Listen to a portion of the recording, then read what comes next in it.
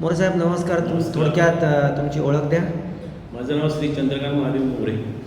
मी आता नवीनच इकडे आहे, 1 वर्ष झालं त्या कॉम्प्लेक्समध्ये येऊन. प्रथम आल्यानंतर माझी अगोदर भेट झाली ते आपले सावंत साहेब.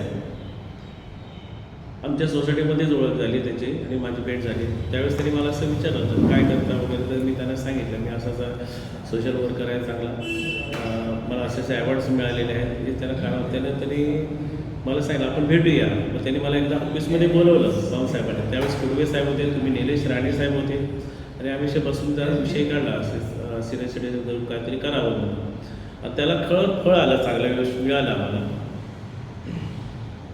आणि बरं वाटतं.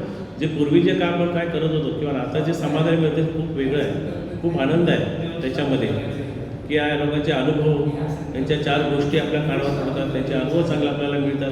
ह्या गोष्टीचा मला खूप फायदा झाला.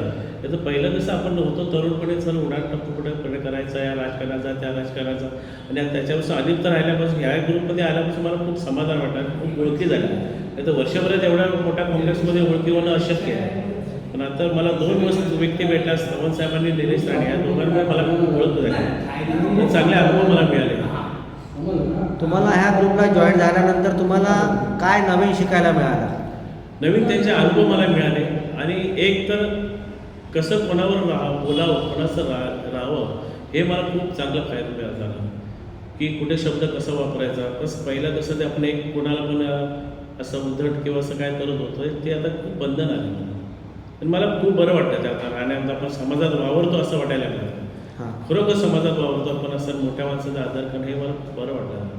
म्हणजे चांगल्या लोकांमध्ये, चांगल्या सुसंस्कृत लोकांमध्ये वावरल्यानंतर जे अनुभव आणि अगोदरचे अनुभव ह्याच्यामधचा तुम्हाला फरक जाणवला बरोबर? खूपच फरक जाणवला. मोरे साहेब आपण इथे आलात, आपला वेळ दिला त्याच्याबद्दल आभार आहे. धन्यवाद.